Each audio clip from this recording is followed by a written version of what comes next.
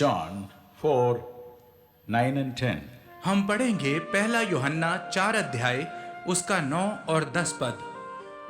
जो प्रेम परमेश्वर हमसे रखता है वह इससे प्रकट हुआ कि परमेश्वर ने अपने इकलौते पुत्र को जगत में भेजा है कि हम उसके द्वारा जीवन पाएं।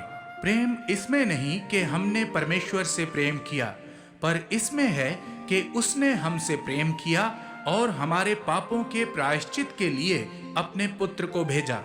We have been meditating upon the different gifts God has sent through His Son Jesus Christ into this world. हम उन अलग अलग दानों पर विचार करते आ रहे हैं जो परमेश्वर ने अपने पुत्र यीशु मसीह के द्वारा इस संसार में भेजे हैं। The gift of grace, अनुग्रह का दान, the gift of truth, सच्चाई का दान, the gift of peace, शांति का दान, the gift of life.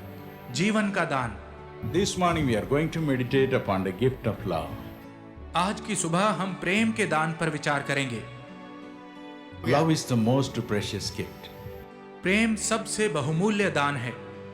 If you read 1 Corinthians 13 and 13, यदि आप पहला कुरिन्थियों 13 अध्याय उसके 13 पद को पढ़ें, it says, Now abides faith, hope, and love is greater.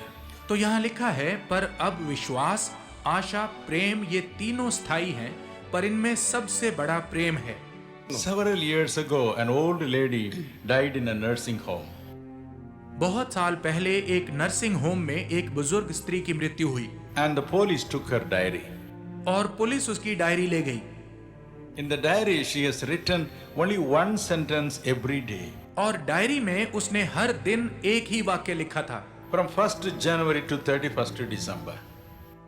1 जनवरी से लेकर 31 दिसंबर के दिन तक। No one came to see me today. आज कोई मुझसे मिलने के लिए नहीं आया। No one came to see me today. कोई आज मुझसे मिलने नहीं आया। No one came to see me today.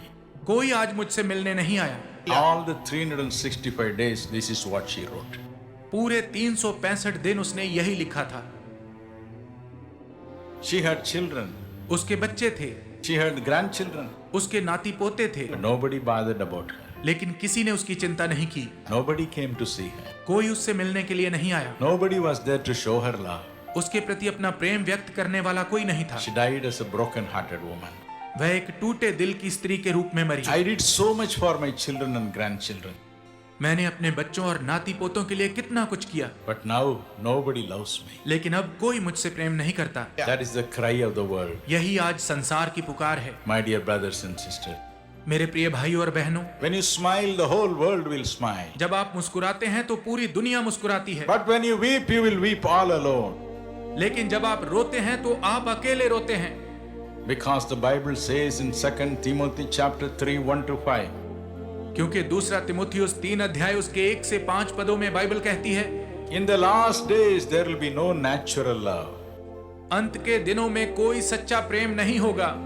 It is in this context the Bible says, God is love. इसी संदर्भ में बाइबल कहती है, परमेश्वर प्रेम है। He is the originator of love. वही प्रेम का पैदा करने वाला है। He is the origin of love. वही प्रेम का स्रोत है। From Him proceeds divine love. उसी में से अलौकिक प्रेम निकलता है। And He gives this love as a gift to His children. और वह यह प्रेम अपने बच्चों को दान के रूप में देता है, So that we may love one another. ताकि हम एक दूसरे से प्रेम करें। 1 John chapter 4, 9 and 10 tells us पहला यूहन्ना 4 अध्याय उसका 9 और 10 पद हमें बताता है two things. 2 बातें। Love is. प्रेम है, Love is and love manifested. प्रेम है और प्रेम प्रकट हुआ।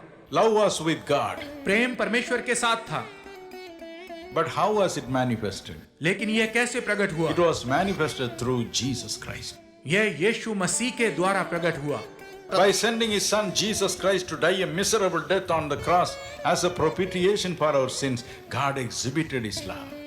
हमारे प्रायश्चित के रूप में अपने पुत्र यीशु मसीह को क्रूस पर एक भयानक मौत मरने के लिए भेजने के द्वारा परमेश्वर ने अपना प्रेम दिखाया। In Jesus, God manifested His love. यीशु मसीह में परमेश्वर ने अपने प्रेम को प्रकट किया। Jesus Christ is the symbol of God's love. यीशु मसीह परमेश्वर के प्रेम का प्रतीक है। In a particular hospital, there was a woman who was 27 years old.